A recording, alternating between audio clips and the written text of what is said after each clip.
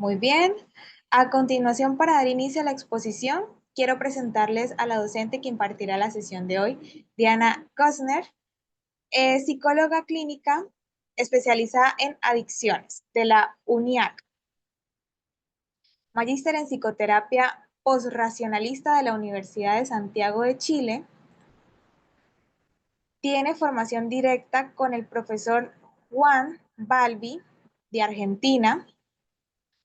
Fue coordinadora académica durante 25 años de la carrera de técnico en prevención y rehabilitación de drogas en la USACH. Docente histórica del Diplomado de Adicciones en la misma casa universitaria. Directora de tratamiento del Centro Integrativo de Adicciones, CIAD, desde el 2002 hasta la fecha, y además de ser la ganadora del Premio Reina Sofía en el 2002 y del Premio Consejo Nacional de la Cultura y de las Artes de Chile en el 2012. Vamos a darle paso a la docente Diana para que inicie con la presentación de hoy. Profe, todo suyo. Gracias, muchas gracias. Buenas noches. Para mí es de verdad un enorme placer compartir con ustedes una mirada y una aplicación en el tratamiento. Vamos a enfocarlos a las adicciones, pero en realidad hay un giro muy importante hacia toda la psicoterapia en el mundo, ¿ya? La psicoterapia históricamente se había transformado en una predilección del clínico en ser un generador de cambio, en un transformador, en una guía, en un aportador de alguna manera de la transformación del paciente. Siempre en este estilo de trabajo se nos habían dado pautas de qué hacer y cómo hacer, interviniendo sobre un ser humano como si todos los seres humanos fuesen exactamente los mismos, iguales, con las mismas características, inclusive con la misma biología, la misma genética. Y hoy día la neurociencia nos hace un aporte gigante al entender que el ser humano es un individuo único. Y vamos entonces a empezar a comprender que la psicoterapia, tanto en adicciones como en otras sintomatologías, debe ser abordada de una forma distinta. Por tanto, hay una huella emocional que se produce en el apego, ¿ya? Desde el apego y sobre todo, ¿no es cierto?, en la psicoterapia. Los primeros contactos afectivos que tiene el ser humano configuran la neurobiología del sí mismo. ¿Qué significa esto? Significa que nosotros, desde el espacio intrauterino hacia el espacio extrauterino, vamos a tener una modelación, una modulación, ¿ya? A partir del entorno y la relación con nuestro cuidador primario. Por tanto, la neurobiología determina el sí mismo, marca en el curso del futuro neuroafectivo, donde el entorno relacional con todos aquellos que nos relacionamos en la etapa temprana, fíjense lo interesante de esto, aportará al cableado final de la expresión individual. ¿Qué significa esto? Que neuroquímicamente no estamos determinados genéticamente, sino que esa genética, y que lo vamos a ver durante toda la presentación, esa genética se va a activar. Y es la que los clínicos, ya sean psicólogos, terapeutas ocupacionales, trabajadores sociales, deben tener claridad de que el paciente, el individuo que vamos a tener al frente, es un ser único con una historia única. El apego y el cuidado temprano influyen en la expresión genética. Así como comprender cómo se desarrolló el vínculo y el cuidado permite entender la génesis del síntoma. Entonces, como clínicos, ya, sin tener que llegar a un interrogatorio perturbador, necesitamos saber cómo fue esa relación temprana, cómo se dio esa relación con su entorno, padre, madre, hermanos, abuelos, etcétera. ¿Dónde está esa selección individual que hace el ser humano para vincular? ¿Por qué es tan importante esto? Porque el cableado comienza en esa etapa vincular. Y hoy día, ya, una de las cosas más importantes es que hemos ignorado a la infancia como si los niños tuviesen que crecer por espontaneidad, si los niños tuviesen que crecer por accidente o por naturalidad, sin darnos cuenta que cada miembro que se relaciona con un niño es un actor del proyecto de futuro del ser humano. Entonces, considerando ya los modelos, permiso que voy a hacer algo aquí, considerando los modelos operacionales constructivistas neuroafectivos y la psicogénesis, podemos detenernos a entender que un síntoma desde esta orientación es una manifestación observable de una expresión génica. ¿Qué significa esto?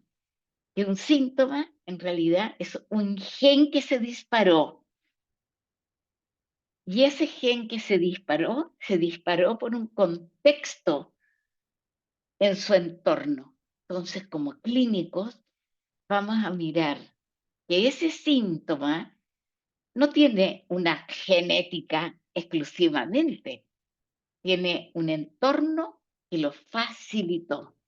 Por eso la sintomatología, y acá, mis queridos chicos, es muy importante entender que los síntomas tienen diversidad de aparición en la edad. No hay una edad única para decir que hay una aparición de un síntoma. Un síntoma puede aparecer a los 10 años, a los 15 años, a los 8 años, a los 20, a los 25. No hay una edad para decir. ¿Por qué? Porque tiene que haberse dado un entorno que permitió que un gen se disparara o se expresara. Por tanto, esta genética, modificada por experiencias ambientales, organizadas por la individualidad. Y aquí es cuando yo me quiero detener un poco, hablar de un término que les va a sonar probablemente novedoso, curioso, pero todos aquellos que nos relacionamos con un paciente, independiente de la profesión, debemos tener claro que el uso de la confianza epistémica es clave para el desarrollo de un tratamiento del que sea. Si no existe ese espacio de confianza epistémica entre clínico y paciente, no se van a dar nunca los cambios. Desde la perspectiva psicogénica, es una expresión corporal, emocional, con compromiso en la expresión conductual. Por tanto, un síntoma tiene una expresión en la totalidad del ser humano. Se observa el síntoma como un conflicto psíquico con raíces en el desarrollo individual. Su expresión en el tiempo es impredecible. Emerge como resultado de experiencias emocionales tempranas, no integradas e inconscientes.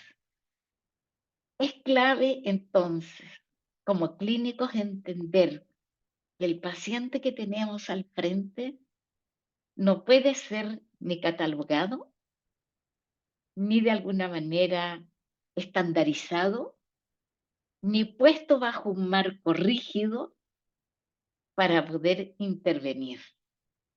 Y una de las cosas determinantes es entender que cada acción, que cada forma de intervenir nuestra está actuando sobre su sistema génico. Entonces, ¿cómo miramos esto? Los orígenes en las experiencias tempranas, tales como las carencias afectivas, los traumas, el apego inseguro, la falta de cuidado, ambientes hostiles, entre muchas otras variables, inclusive la alimentación, van a ser determinantes. Entonces, cuando tenemos nuestro paciente al frente, miren todo lo que tenemos que mirar, sin entrar a catalogar si lo que es correcto o no es correcto, o el paciente exagera o no exagera. El paciente tiene una historia que la pone en la interacción de la confianza epistémica. Y ahí es donde los clínicos debemos aprender a escuchar, a observar, a tener una resonancia afectiva con el paciente para poder ir construyendo esta historia desde la infancia. El síntoma cumple una función adaptativa, por tanto, cada vez que a nosotros llega un paciente con un síntoma, nunca debemos mirar al síntoma como algo grave, amenazante, catastrófico. El síntoma es algo que le sirvió al paciente, es algo que le sirve, que lo ha gatillado por algo. Y la adicción, en este caso, efectivamente es adaptativa. Adaptativa no al entorno, adaptativa a su propia psicobiología. Considerando lo perturbador que puede sentir la persona, sigue siendo adaptativa. El paciente dice, mire, estoy mal, no me siento bien, pero por algo está el síntoma presente. Nunca se les olvide que el síntoma le da continuidad a la vida del paciente, al sentido de sí mismo.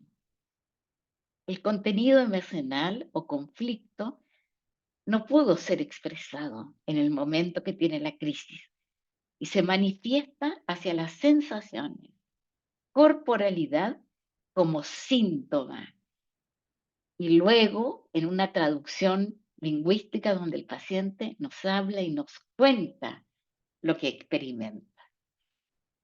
Hay síntomas que se perpetúan como egosintónicos. Así lo vemos, por ejemplo, en el uso de alcohol o drogas, entre otros. ¿Qué significa que sea egosintónico? Significa que de alguna manera no me perturba y lo necesito. Y la necesidad, ¿ya? Dejando de alguna manera la neurobiología de lado, la necesidad es porque psicobiológicamente tengo una continuidad de mí a pesar de lo adverso que es. Me puedo estar muriendo, pero voy a buscar la próxima dosis. Voy a seguir en el síntoma. Y nos hemos equivocado por años, de años, por muchos años, dándole la relevancia al síntoma, queriendo de alguna manera trabajar con el adicto, entre comillas, no con la persona. Mis queridos alumnos, es relevante trabajar con la persona y entender qué lugar ocupa el consumo en la organización de sí mismo. ¿Cuál es el objetivo de la terapia entonces? Trabajar con el paciente para buscar el sentido del síntoma y resolver el conflicto de base. En la exploración observacional de la narrativa de lo que el paciente nos va contando, aparecen las relaciones o explicaciones de los eventos tempranos. La exploración con atención a formas, contenidos del lenguaje, permite observar lo que éste encubre. Es fundamental para lograr una reorganización psíquica, dando paso a la desaparición del síntoma.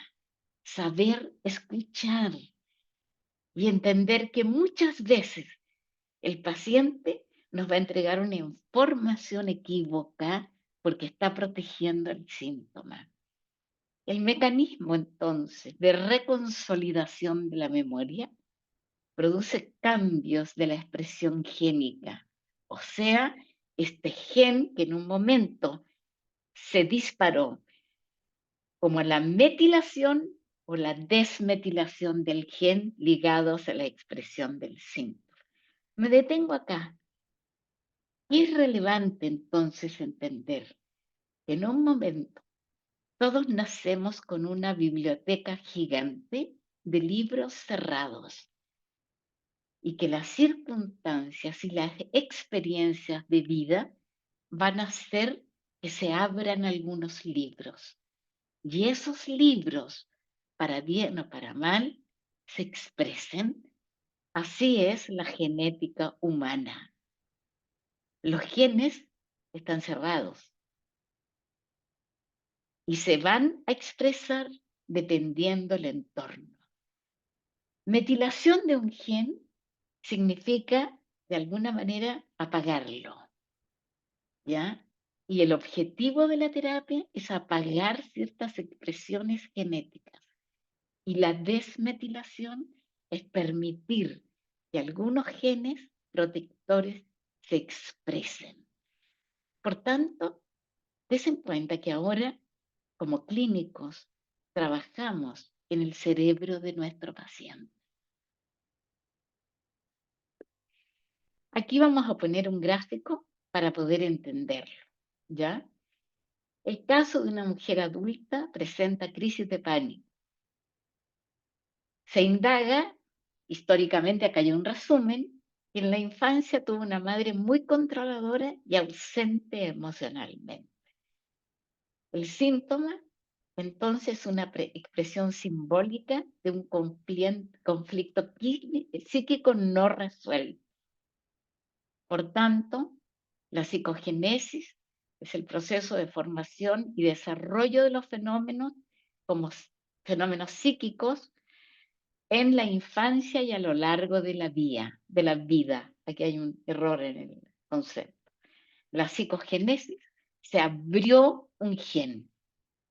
El origen está en la infancia, hubo una función adaptativa, una sustitución simbólica y una repetición. La epigenética es la modulación biológica producida por el ambiente temprano. Desde la psicogénesis podemos observar cómo el aprendizaje, el entorno y la interacción social y cultural modelan la mente, las emociones, el lenguaje y las sensaciones. ¿Por qué es importante? Porque el ser humano no nace con emociones, nace con sensaciones de supervivencia. Y fíjense que durante la terapia o la intervención necesitamos entender cómo aprendió ciertas sensaciones emocionales en nuestro paciente. Nunca dar por entendido, nunca, que la emoción es algo que yo comprendo de lo que siente el paciente. De la epigenética es cómo el entorno, el aprendizaje, la interacción social, el estrés, la experiencia y las experiencias activan o silencian los genes. Y aquí hay experiencias maravillosas con, de alguna manera, ¿no es cierto?, gemelos monocigóticos, ¿ya? Que fueron separados y que al pasar los años son dos personas totalmente distintas. ¿Por qué distintas? Porque el entorno fue el factor determinante para la expresión génica. Entonces, la adicción como síntoma Y esto es donde me quiero detener. Dejamos de ver que la adicción era un síntoma. Y quizás hay una deformación sociopolítica en esto. Se han unido las campañas de persecución y de alguna manera de castigo hacia el narcotráfico y por otro lado el individuo que consume. Tomó mayor relevancia las drogas existentes, incluido el alcohol, que la individualidad.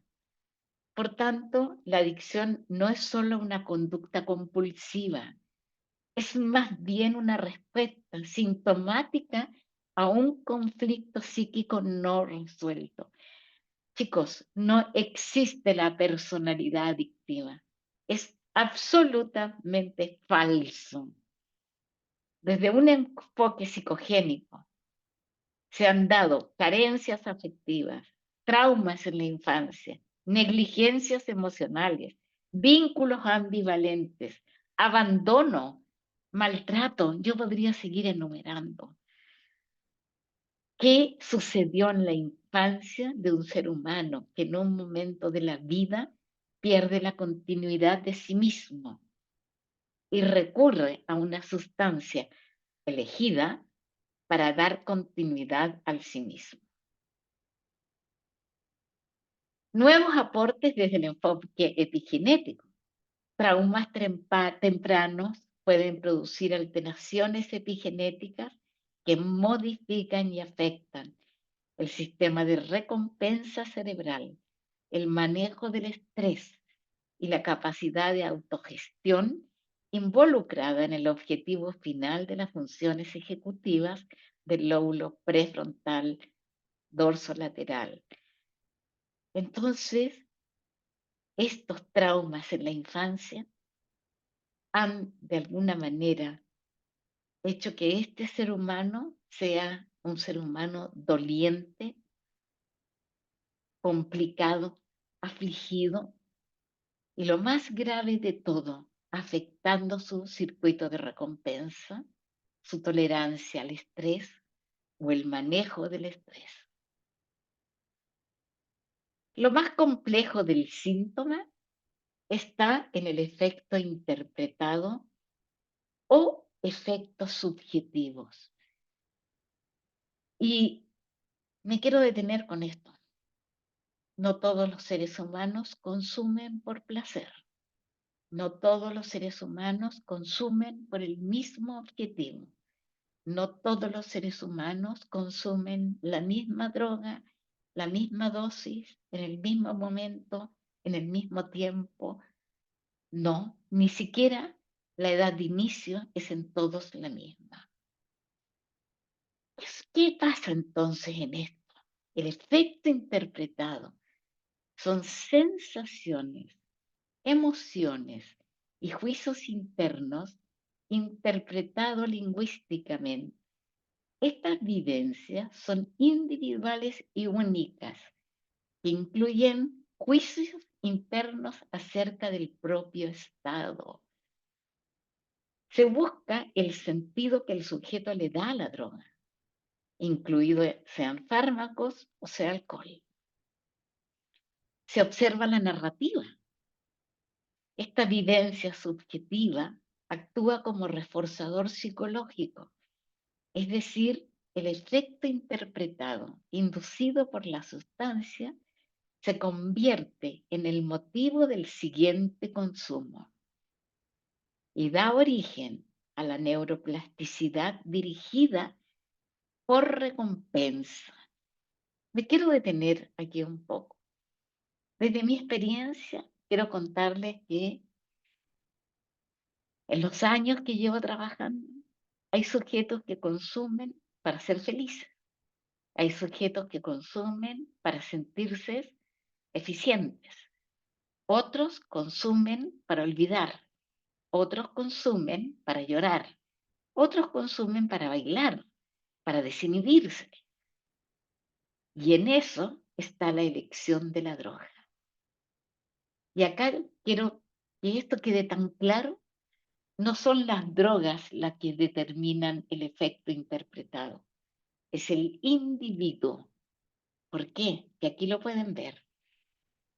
10 alcohólicos juntos que consumen la misma droga van a expresar de forma distinta lo que sienten bajo el efecto del alcohol. Entonces, el efecto interpretado se convierte en un soporte organizador transitoriamente que regula la desorganización que había aparecido en un momento. Calma el dolor, sostener la aceptación y la viabilidad o la validación, evita memorias traumáticas o efectos inconscientes perturbadores, malestar sin explicación coherente. Se reproduce el malestar psíquico inconsciente desde otra forma de experienciar. Ya no es lo mismo. Ese dolor que traigo desde la infancia tiene otro color, tiene otro tono, tiene otra percepción. Distrae la incoherencia entre significado y sentido. Esto es un argumento bien técnico, el significado y el sentido, pero no quiero que quede en el aire en ustedes. El significado es aquello que yo, desde el lenguaje, de alguna manera, reconozco, identifico y le pongo palabras. Y lo sentido es aquello emocional que experimento. Todo ser humano que tiene un síntoma tiene incoherencia entre lo que siente y lo que se explica. Entonces nos encontramos con el ciclo reforzante entre experiencia, mente y género. Y esto sucede bajo una interpretación subjetiva. Hay una activación dopaminérgica, hay un refuerzo por la próxima dosis, hay cambios cerebrales, hay una modulación epigenética y una búsqueda del consumo. Se estabilizan circuitos cerebrales de recompensa, reduciendo la flexibilidad del sistema como función primordial. Por eso cuesta tanto que un paciente adicto y a veces pacientes con otros síntomas no quieran dejar el síntoma, porque hay una rigidez a la hora de sentir que yo sigo existiendo como ser humano con el síntoma, en este caso, con la adicción. Si el terapeuta, el clínico, no es capaz de establecer una confianza epistémica, un vínculo seguro, no va a poder trabajar con el paciente para evitar que siga consumiendo y poder entonces intervenir en la psicoterapia. Neuroplasticidad y consumo de droga. Aquí ven dos cerebros, sin consumo, con consumo. Recién hablábamos de la inflexibilidad o la rigidez. Aquí ven con consumo la rigidez conductual, epigenética que afecta la expresión génica, la neuroplasticidad deteriorada o neurogénesis deteriorada y hay menos flexibilidad. Esto es lo que cuesta que un paciente cambie. Por eso una de las técnicas también utilizadas es lo que nosotros definimos como neuroplasticidad o neurogénesis como una forma de trabajar con el paciente. Y en neuroplasticidad hay una adaptación en respuesta a la experiencia. Hay cambios epigenéticos reversibles. Por tanto, la terapia debe estar acompañada siempre de neuroplasticidad. Cuando entendemos la adicción como un síntoma, con compromisos emocionales profundos, entonces la terapia no se centra en cambiar conductas, sentimientos y pensamientos. No va ahí. Y es lo más errado que ha estado cometiendo los tratamientos en adicciones.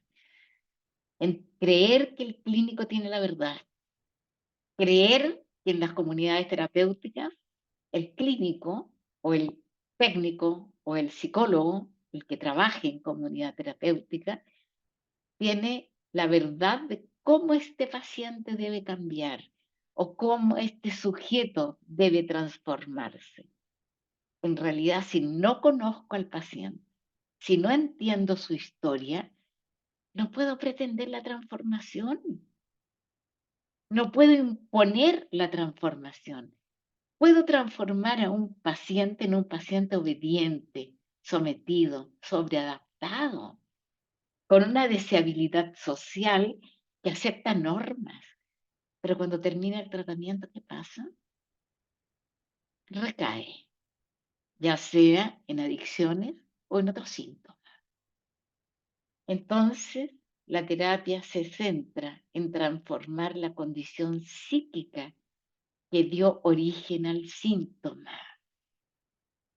Durante la terapia se busca la comprensión del sentido de viabilidad, continuidad ilusoria pero adaptativa. El paciente se cuenta un cuento de quién es, de cómo se siente, de qué resuelve. Y si ustedes indagan, se van a dar cuenta que le va a dar una acepción el paciente de felicidad, tranquilidad, calma, éxito, logro, escucho mejor, disfruto más, etcétera. Mil acepciones individuales que va a dar el paciente. Por tanto, durante la terapia se busca la comprensión del sentido de viabilidad y continuidad ilusoria. Lo repetí hace un momento. Lo importante que esta continuidad ilusoria es adaptativa. Por tanto, yo puedo seguir viviendo, puedo seguir creyendo que funciono. ¿Y qué es relevante? Entender el momento de crisis y la desorganización que vivió el paciente. Nadie nace con el síntoma. Ningún niño nace con un síntoma. Ningún niño nace adicto. Entonces, ¿qué debemos buscar? ¿Quién soy bajo el efecto de la sustancia? ¿Qué calma? ¿Qué reemplaza? ¿Qué representa? ¿Qué otorga? Estas son algunas de las observaciones. Por supuesto, privilegiando el tiempo, no podemos hablar in extenso, ¿no es cierto?, de todo lo que uno trata de indagar para comprender, no solo comprender yo, sino que el paciente, desde esta neuromodulación, vaya mirándose y observándose a sí mismo. Es clave en el logro de una buena psicoterapia. El vínculo emocional reparador comienza con el terapeuta. Nosotros somos lo más importante a la hora de que un paciente está frente a nosotros. Cuidado, porque nosotros podemos reorganizar el sistema de apego, activa nuevas redes neuronales el paciente, modula la respuesta al estrés en el setting terapéutico. La expresión emocional correctiva puede revertir cambios epigenéticos negativos asociados al trauma. Miren qué importante es esto. La psicoterapia sostenida favorece la desmetilación de genes inhibidores del cortisol o promotores de la oxitocina. Entonces, si hay algo sanador durante la psicoterapia, es la capacidad de producir oxitocinas en el paciente. Y esto lo logramos con la confianza epistémica, el vínculo seguro, el tono de voz, la observación, la capacidad de estar frente al paciente y no solo de estar, sino que de ser un observador que no hace diagnósticos, no califica, no clasifica, sino que trata de entender al paciente de por qué está produciendo el síntoma y guiarlo hacia la reconsolidación. Los objetivos clínicos de la terapia constructivista neuroafectiva epigenética, comprender el origen del síntoma, es clave. O sea, nosotros no vamos a apagar el síntoma. El síntoma lo podría apagar farmacológicamente o bioquímicamente, ¿no es cierto? Un médico. Nosotros en la psicoterapia vamos a modificar la expresión genética asociada al síntoma. Y eso es el trabajo de la psicoterapia. Por tanto, vamos a producir capacidad de logro sobre nuevas experiencias afectivas. Vamos a provocar neurogénesis o neuroplasticidad a través del levantamiento de neuronas madres del hipocampo, en el diálogo, en el encuentro, en el sostener de pronto en la relación una instancia con el paciente y dejarla sostenida, dar espacio a la autogestión en el desempeño total de la conducción y organización del sentido de sí mismo. Cuando hablamos de autogestión, voy a usar un término que no es el correcto, pero quizás nos ayude a la comprensión. La autogestión es más profunda que la autoorganización. Es el poder ser consciente de mí mismo y dirigir mi vida desde espacios potenciados por lo aceptado, lo correcto, lo saludable, lo no temeroso, pero esa autogestión es individual, no es un parámetro dogmático.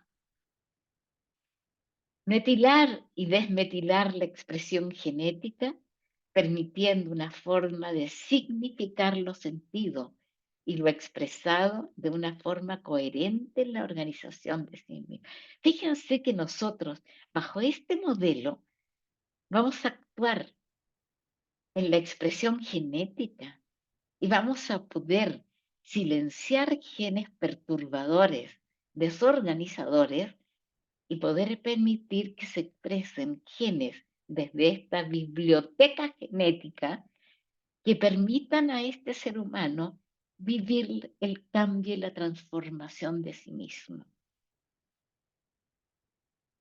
Por tanto, la epigenesis, si bien tiene factores genéticos, en el sentido de que hay una biblioteca genética cerrada, van a influir los factores ambientales.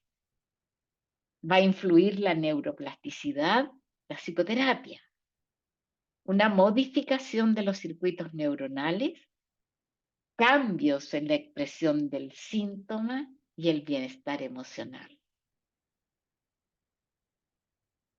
Entonces, la psicoterapia de alguna manera es como un fármaco epigenético. La psicoterapia influye en estructuras y funciones cerebrales a nivel de engramas, sincronización entre redes neuronales. ¿Y qué es un engrama? ¿Ya? Un engrama es un proceso donde se conectan entre neuronas, se conectan y se activan. Pero para que eso suceda, es parte de responsabilidad del clínico permitir que existan engramas a la hora de la psicoterapia. ¿Cómo vamos a reconocer que hay engramas? Recuerdos, sensaciones asociadas, instancias de claridad, asociaciones que hace el paciente. Por tanto, la psicoterapia es el mejor fármaco epigenético. Aquí pueden ver un esquema de engranajes neuronales y el acoplamiento entre redes. Lo que nosotros producimos a la hora de la psicoterapia para provocar el cambio y la expresión epigenética es esto, ¿ya?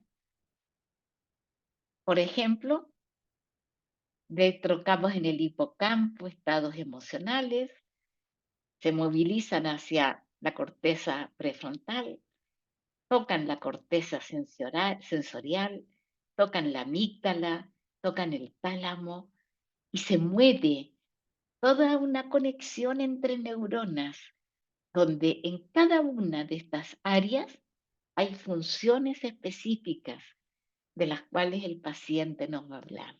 Probablemente en la amígdala nos hablará del miedo, nos hablará de la sexualidad, que es una zona, ¿no es cierto?, donde está muy asociada. Y si nos habla del miedo, subirá a la corteza prefrontal para entender por qué tiene miedo, a la corteza sensorial de cómo se siente esto, al hipocampo para buscar recuerdos asociados y al tálamo.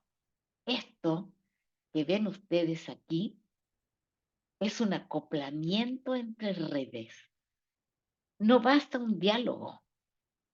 Las palabras no dicen nada si no buscamos la información que tiene el paciente atrás de cada palabra.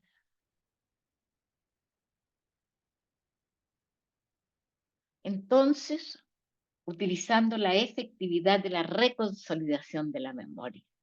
Esto es parte esencial de los procesos de psicoterapia. Esta técnica permite conectar con los mecanismos epigenéticos de memoria, haciendo lo que acabamos de ver, tocando todas estas áreas neuronales. La reconsolidación activa la transcripción dependiente de factores que regulan epigenéticamente la expresión génica y remodelan estructuras neuronales. Al reactivarse, se vuelven modificables, de manera que cambie su huella neuronal y epigenética.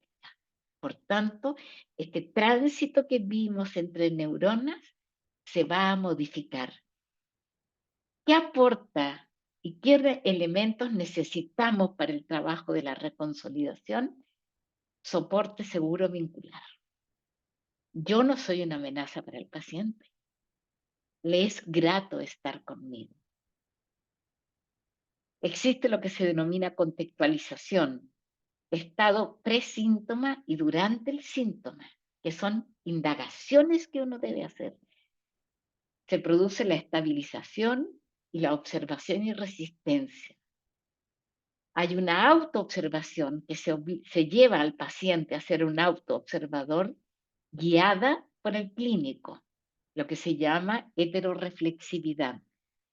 Y buscamos o nos encontramos con los mecanismos de autoengaño para proteger el síntoma. Aquí no se trata de decirle al paciente, usted está equivocado, esto no es, sino que tratamos de entender por qué apareció el mecanismo de autoengaño. Voy a poner un ejemplo. Luego está la reactivación controlada del recuerdo y la reconsolidación y reorganización. Voy a poner en la autoobservación guiada un ejemplo de mecanismo de autoengaño. Paciente habla y dice que, voy a poner un ejemplo que no es generalizado ni mucho menos, que de niño en realidad era muy maltratado por el padre era duro, era un padre exigente, era un padre castigador. Pero en el inmediato, el paciente dice, pero sabe que yo lo comprendo, si en el fondo era buena persona, en el fondo él hacía esto porque buscaba lo mejor para mí. Mecanismo de autoengaño.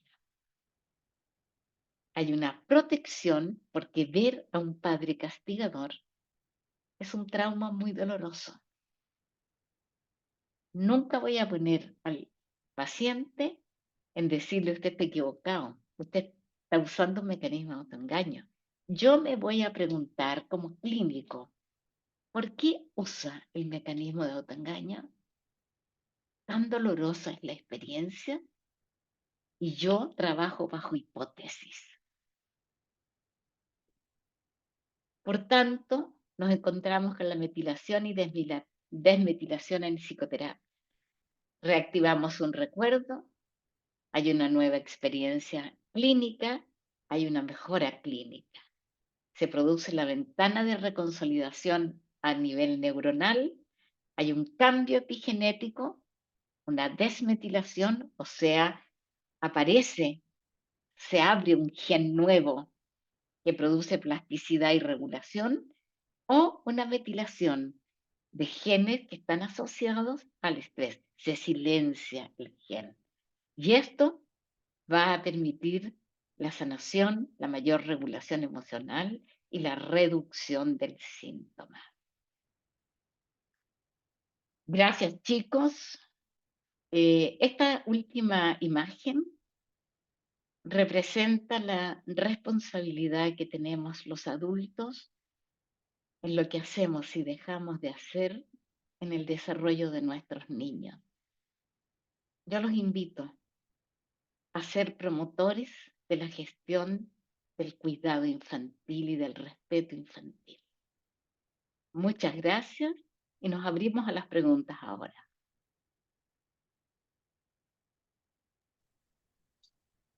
Bueno, chicos, como comentó la profesora, vamos a abrir la ronda de preguntas.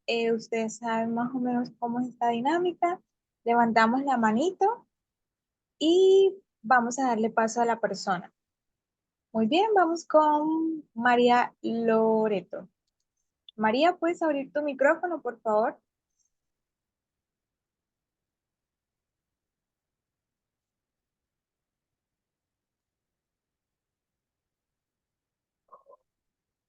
Yo creo que la tienes tú silenciada. Vamos a intentar de esta manera.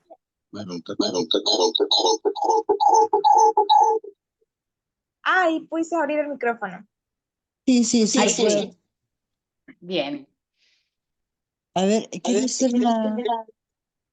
una pregunta.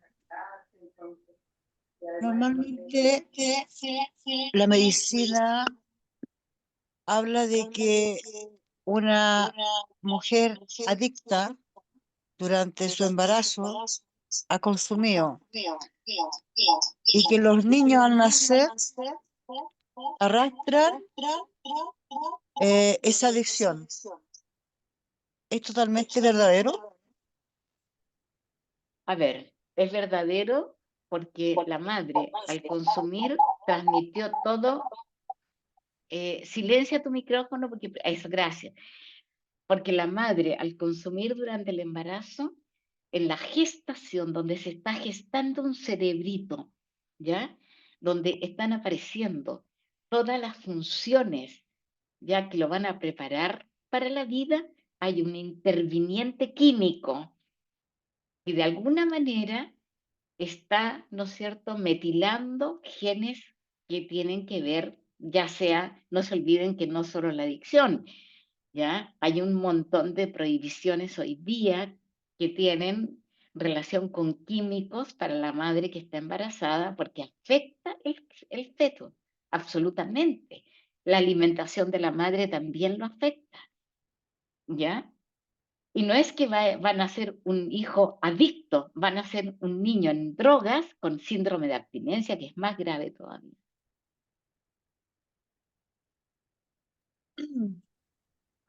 Muy bien. Gracias por tu pregunta. Bueno, gracias, profe, por contestarla. Vamos con Diego Baeza. Diego, ¿puedes abrir el micrófono, por favor? Eh, Hola, buenas, ¿se me escucha? Sí, muy Sí. bien. Bueno, antes que nada agradecer la instancia, de verdad que la capacitación estuvo muy interesante.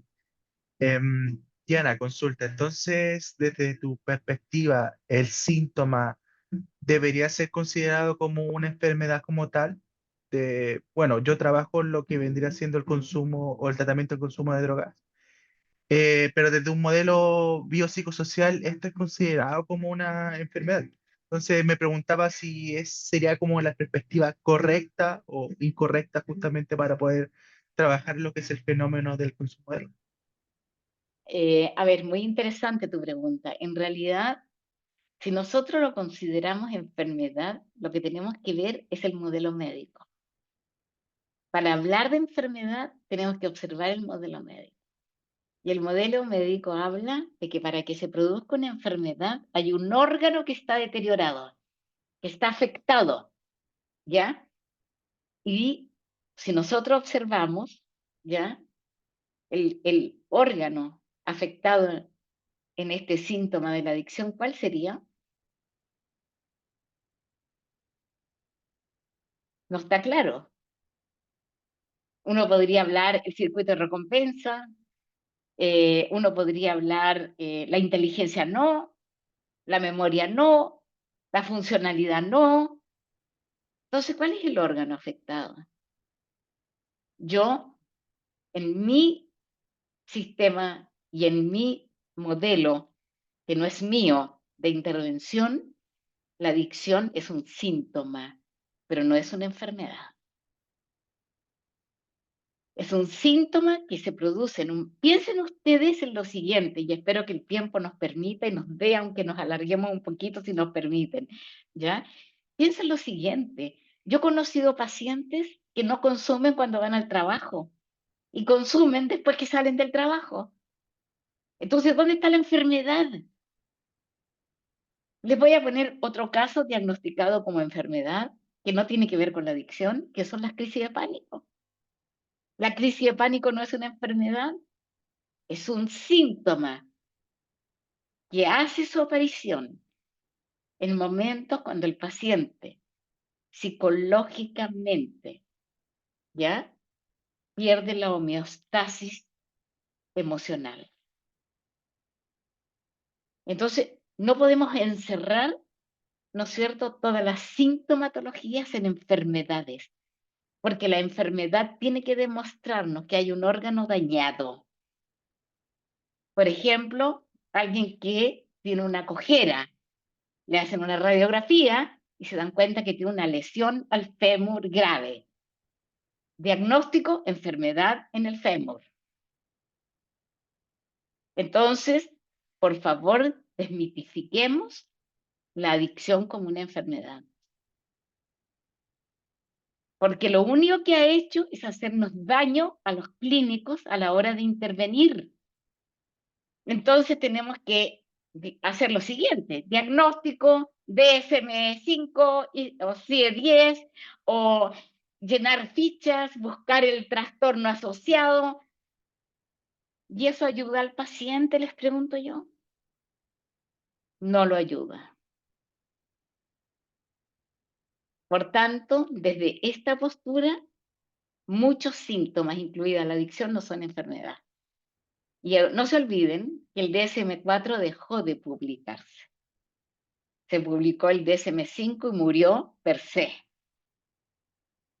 Bien.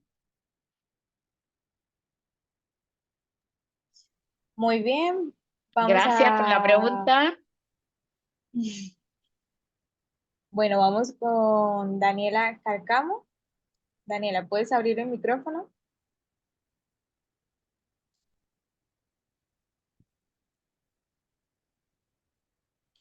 Vamos a ver si por este lado...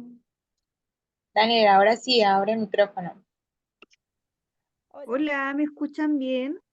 Muy Sí, bien, gracias. Buenas noches. Hola, buenas noches. Bueno, primero que todo agradecida por la información, muy buena, pero tengo una duda más bien técnica. Lo que pasa es que soy trabajadora social y en alguna instancia he trabajado en centros de rehabilitación donde los terapeutas lo más que le recalcan tanto al paciente como a la familia es conciencia de enfermedad, de una enfermedad crónica de salud mental, el consumo problemático de droga y alcohol. Y ahí, ahora que estoy acá, ¿cierto? Me nace la duda porque, bueno, si bien es cierto, usted aclara que no es una enfermedad y me parece bastante bien la explicación, ahora quedé ahí con un tremendo signo de interrogación. A ver, yo quisiera detenerme en esto, ¿eh? Las comunidades terapéuticas nacen de un modelo dominicano, ¿ya? Que es un modelo conductual, donde el paciente es tratado, castigado, ¿ya? Donde tiene maratones, tiene el paciente develamientos, tiene confrontaciones. Por tanto, el dueño de la verdad ahí es el exadicto o el que está haciendo el tratamiento. Paciente, mientras esté en comunidad, sí, claro, está bien. Encerrado no va a consumir. Pero preguntémonos qué significa cuando sale, ¿ya? Y esta pobre familia a la que hacen responsable del problema, y para nosotros, desde este modelo, ni siquiera hay que trabajar con la familia. Con el que tenemos que trabajar es con el paciente que tiene esta sintomatología que la familia va a decir, yo le voy a contar experiencia. Llega una familia y dice, no, mi hijo, mire, era excelente alumno, bien portado, ni se imagina, un niño maravilloso, era premiado en el colegio, jugaba fútbol, sano, señora.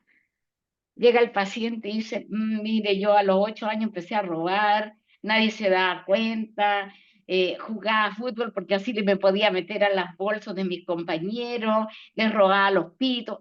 Los padres no tienen idea. Entonces hay que tener mucho cuidado con lo que relata la familia y con la verdad del paciente. Y por otro lado, darle una carga a la familia, ¿ya? De un proceso epigenético que tiene que hacer el paciente, no la familia. Si a quien vamos a, de alguna manera, cambiar esta epigenesis es al paciente.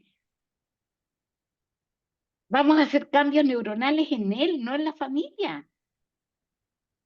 Entonces, ¿de dónde viene este modelo? Este modelo viene de los años 40, ¿ya? Cuando los tratamientos de comunidades era lo único que tenían y entre la cárcel y la comunidad era preferible la comunidad. Gracias por tu pregunta. Disculpe, ¿me escucha? ¿Sí? Ah, ya, no, yo iba a hablar y justo habló otra persona, pero bueno. Primero me presento, yo soy Daniela Cárcamo, profesora en la cárcel de Calama. Yo hago lenguaje y hago inglés. Y Muy bueno, bien. como es la cárcel, obviamente tenemos todo tipo de personas que tienen condenas por distinto tipo. Hay algunos que, la mayoría, bueno, dicen eso por tráfico de drogas. Ahora, cuando tengo que enseñar, por ejemplo, veo distintos síntomas. Entonces, si usted dice que no es enfermedad la droga, por ejemplo, hay alumnos que consumen mucha pasta base ¿Mm? y, y por ejemplo, no tienen problemas para aprender, como hay gente que consume marihuana ¿Mm? y sí tiene algunos tiene problemas para aprender o son muy hiperkinéticos. Entonces, cuando se hace la clase, a veces desconcentran a los otros que aprender porque, o como dice, en la escuela no son internos, son alumnos. Entonces me gustaría saber, por ejemplo, y lo otro, a pesar que no me fijo, cómo diferenciar, por ejemplo, si llegan con los ojos rojos, si está, por ejemplo, con sueño o si está realmente drogado, que consumió más de la cuenta. Porque A ver. yo pregunto, porque el hecho de que lleguen drogados solamente una cosita es una falta de respeto para los compañeros que Ujú. no lleguen así. Esa es mi Dos pregunta. respuestas. Dos respuestas. Primero, eh, no significa que una u otra droga tenga mayor o menor potencial para el estudio, ¿ya? Ese es un problema del individuo y es un problema inclusive, ¿no es cierto?, de entender si hay un déficit atencional que lo acompaña, si le cuesta más el aprendizaje, no tuvo tempranamente los modelos adecuados para poder enseñarle. No se olviden que aprender, ¿ya? No es meterse en materia. Aprender es una técnica. ¿Cómo memorizo? ¿Cómo retengo? ¿Ya? ¿Cómo de alguna manera hago el aprendizaje relacionado a simbolismos? Bueno, Eso no tiene que ver con las drogas, ¿ya? El aprendizaje no tiene que ver con las drogas. No es que la marihuana lo ponga más tonto, la cocaína, la pasta base lo ponga más inteligente, no, ¿ya? Inclusive, consumidor de pasta tiene que consumir cada 8 minutos, porque la dosis, ¿ya? El efecto es muy corto y muy rápido. Otra cosa, los ojos rojos.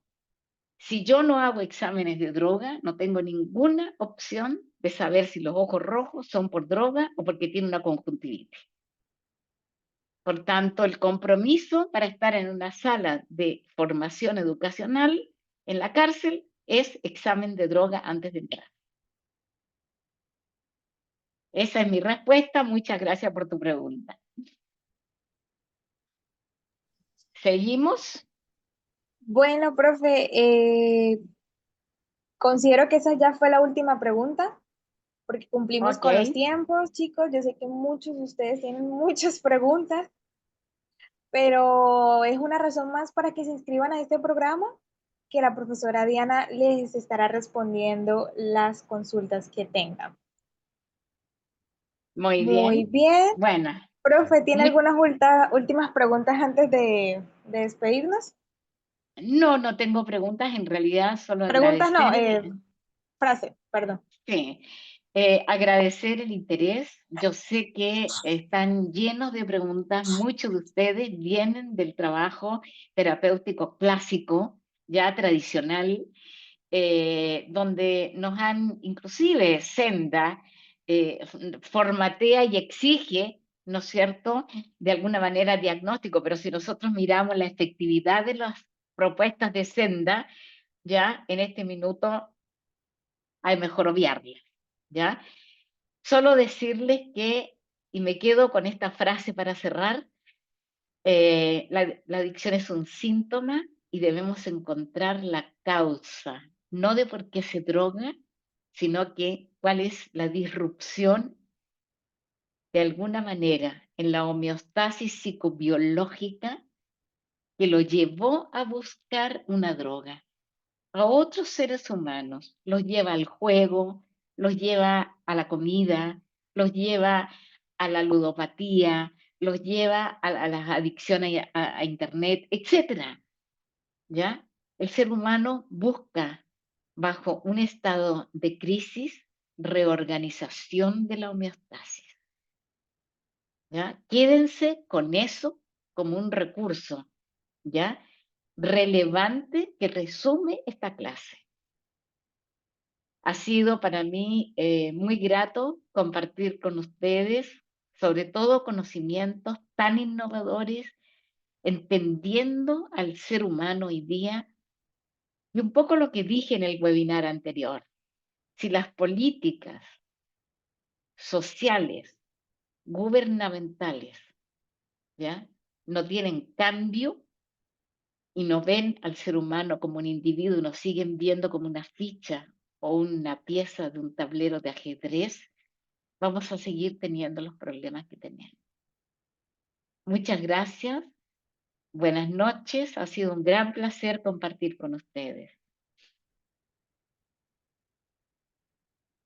Algunos me conocen, Cristian, encantada, ¿ya? Algo va a haber pronto para ustedes también, así que tranquilo porque vamos a diseñar un programa, ¿ya? Así que un abrazo grande para todos aquellos que me conocen. Buenas noches. Vale, profe, muchas gracias por su conocimiento y por tomarse el tiempo de darnos la pequeña clase del día de hoy. Pero nada, chicos, esto es un abrebocas para que se inscriban al programa. Pues, profe, vamos a pasar a la dinámica del sorteo. Nos despedimos acá. Ok, buenas Chicos, noches. ¿vamos a parar de grabar?